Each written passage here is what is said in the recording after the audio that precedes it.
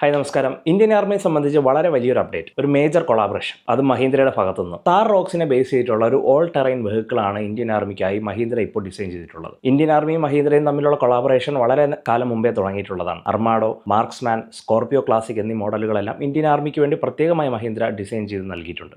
അതിൻ്റെ ഒരു തുടർച്ചയായിട്ടാണ് മഹീന്ദ്രയുടെ ഏറ്റവും സക്സസ്ഫുൾ ആയിട്ടുള്ള ഒരു ഓഫ് റോഡിംഗ് വാഹനം താർ റോക്സ് ഇപ്പോൾ ഒരു ഓൾ ടെറൈൻ വേരിയന്റിലേക്ക് ഇന്ത്യൻ ആർമിക്കായിട്ട് ഡിസൈൻ ചെയ്ത് കൊടുക്കുന്നത്. നമുക്കറിയാം, താറിൻ്റെ 3 ഡോറാണ് ഇന്ത്യയിൽ ആദ്യമായിട്ട് ലോഞ്ച് ചെയ്തത്. അതിനുശേഷം കുറച്ചും കൂടി പ്രാക്ടിക്കാലിറ്റി കൊണ്ടുവന്നിട്ടാണ് ഒരു 5 ഡോർ ഇന്ത്യയിലേക്ക് കൊണ്ടുവരുന്നത്.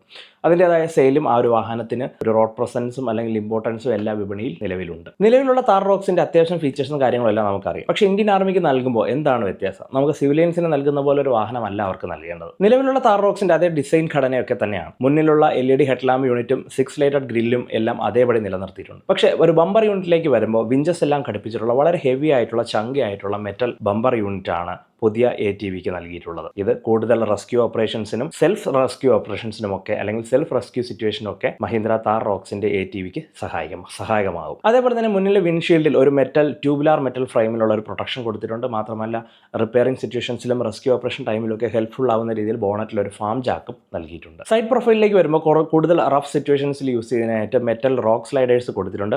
കൂടാതെ കൺവെൻഷണൽ ഡോറുകൾ റീപ്ലേസ് ചെയ്തിട്ട് പകരം അവിടെ ട്യൂബുലാർ മെറ്റൽ ഫ്രെയിംസ് ആണ് കൊടുത്തിട്ടുള്ളത്. വാഹനത്തിന്റെ റൂഫ് കംപ്ലീറ്റ് ആയിട്ട് റിമൂവ് ചെയ്തിട്ട് അവിടെ ഒരു മോഡുലാർ റോൾ കേജും നൽകിയിട്ടുണ്ട്. ഈ ഒരു മോഡുലാർ റോൾ കേജിലാണ് 7.62 mm മീഡിയം മെഷീൻ ഗൺ ഘടിപ്പിക്കാൻ പറ്റുന്ന ഒരു യൂണിറ്റ് നൽകിയിട്ടുണ്ട്. മാത്രമല്ല അതൊരു 360 ഡിഗ്രി റൊട്ടേറ്റ് ചെയ്ത് യൂസ് ചെയ്യാൻ പറ്റുന്ന രീതിയിലാണ് ഈ റോൾ കേജ് സെറ്റപ്പ് ചെയ്തിട്ടുള്ളത്. മാത്രമല്ല നിലവിലുള്ള താർ റോക്സിൻ്റെ ഡോറുകൾ ഘടിപ്പിച്ചിരിക്കുന്ന ഹിഞ്ചസിന് പകരം ഇവിടെ നമ്മൾ കൂടുതൽ പട്ടാളക്കാർക്ക് അല്ലെങ്കിൽ ഈ ഒരു മെഷീൻ ഗണ്ണ് ലോഡ് ചെയ്യുന്നതിനും അവർക്ക് 360 ഡിഗ്രി റൊട്ടേറ്റ് ചെയ്യുന്നതിനും അവിടെ സ്റ്റേബിളായിട്ട് പിടിച്ച് നിൽക്കുന്നതിനൊക്കെ പ്രോപ്പർ ഗ്രാബ് ഹാൻഡിൽസും നൽകിയിട്ടുണ്ട്. 18 ഇഞ്ചിൻ്റെ ഓൾ ടെറൈൻ ടയേഴ്സാണ് നൽകിയിട്ടുള്ളത്. മാത്രമല്ല ഗ്രൗണ്ട് ക്ലിയറൻസ് കൂട്ടി എന്നാണ് മനസ്സിലാക്കുന്നത്. പക്ഷേ അത് എക്സാക്റ്റ് ഫിഗർ എത്രയാണെന്നുള്ളത് അറിഞ്ഞിട്ടില്ല.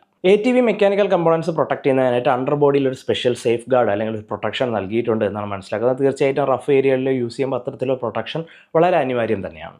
റിയറിലേക്ക് വരുമ്പോൾ ഒരു ജെറി ക്യാൻ ഹോൾഡർ മൗണ്ട് ചെയ്യുന്നതിനുള്ള ഒരു സെറ്റപ്പ് വരുന്നുണ്ട്. അതേപോലെ തന്നെ സ്പെയർ വീൽ കാരിയർ വരുന്നുണ്ട്. മാത്രമല്ല കുറച്ചധികം ഹൂക്സും കാര്യങ്ങളെല്ലാം നൽകിയിട്ടുണ്ട് ഫോർ ഇതേപോലുള്ള റെസ്ക്യൂ ഓപ്പറേഷൻസും അതേപോലെ തന്നെ മിലിറ്ററി ഓപ്പറേഷൻസിനും ഹെൽപ്ഫുൾ ആവുന്ന രീതിയിലുള്ള കുറേയധികം എക്സ്ട്രാ എലമെൻറ്റ്സ് പുതിയതായിട്ട് ഇൻക്ലൂഡ് ചെയ്തിട്ടുണ്ട് ഓവറോൾ വാഹനത്തിൽ. നിലവിൽ ലഭിക്കുന്ന റിപ്പോർട്ടുകൾ പ്രകാരം താർ റോക്സിൽ നിലവിൽ യൂസ് ചെയ്തിട്ടുള്ള 2.2 ലിറ്റർ ഡീസൽ എഞ്ചിൻ തന്നെ ആയിരിക്കും വരുന്നത്. 172 ഹോഴ്സ് പവർ 400 ന്യൂട്രൺ മീറ്റർ ടോർക്കാണ് അത് ഡെലിവർ ചെയ്യുന്നത്. മാത്രമല്ല 6 സ്പീഡ് ടോർക്ക് കൺവെർട്ടർ ഓട്ടോമാറ്റിക്, അതിൻ്റെ കൂടെ തന്നെ 4x4 ഡ്രൈവ് ട്രെയിൻ ഓപ്ഷനും വരും. മുന്നിൽ ഡബിൾ വിഷ്ബോൺ സസ്പെൻഷനും പിന്നിലേക്ക് വരുമ്പോഴത്തേക്കും മൾട്ടി ലിങ്ക് സസ്പെൻഷനുമാണ് നൽകിയിട്ടുള്ളത്. ഇന്റീരിയറിൽ ഒരു ആർമി ഗ്രീൻ ഫിനിഷ് സീറ്റുകൾ നമുക്ക് കാണാൻ പറ്റും. മാത്രമല്ല ഡാഷ്ബോർഡ് ലേഔട്ട് നിലവിലുള്ള താർ റോക്സിൻ്റെ ലേഔട്ട് തന്നെ ആയിരിക്കും എന്നാണ് പ്രതീക്ഷിക്കുന്നത്. മാത്രമല്ല ഒരു മിലിറ്ററി ഓപ്പറേഷൻ വരുമ്പോൾ അതിനാവശ്യമായ കുറേ റേഡിയോ എക്യുപ്മെൻറ്റ്സ് എല്ലാം ചിലപ്പോൾ ഡാഷ്ബോർഡിലേക്ക് വരും. നമ്മൾ നിലവിൽ കാണുന്ന ഒരു ടച്ച് സ്ക്രീൻ ഇൻഫോർടൈൻമെൻറ്റ് സിസ്റ്റത്തിന് പകരം അവരുടെ മിലിറ്ററിയുടെ തന്നെ റേഡിയോ എലമെൻറ്റ്സ് എല്ലാം വരാനുള്ള സാധ്യതയുണ്ട്. നിലവിൽ ഇത്രയും ഡീറ്റെയിൽസ് ആണ് മഹീന്ദ്ര പുറത്തുവിട്ടിട്ടുള്ളത്. ഇന്ത്യൻ ആർമിക്ക് വേണ്ടിയിട്ടുള്ളതായതുകൊണ്ട് നമുക്ക് അതിൻ്റെ ഒരു പ്രൈസോ അല്ലെങ്കിൽ മറ്റു കാര്യങ്ങളൊന്നും ഡിസ്കസ് ചെയ്യേണ്ട കാര്യമില്ലെന്ന് തോന്നുന്നു.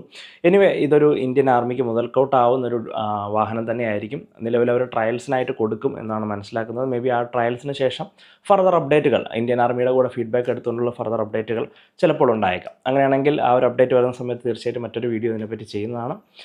അപ്പോൾ വീഡിയോ ഇഷ്ടപ്പെട്ടെങ്കിൽ ചാനൽ സബ്സ്ക്രൈബ് ചെയ്യാനും Instagram, Facebook ഫോളോ ചെയ്യാനും മറക്കണ്ട. സ്റ്റേ ട്യൂൺഡ് വിത്ത് us.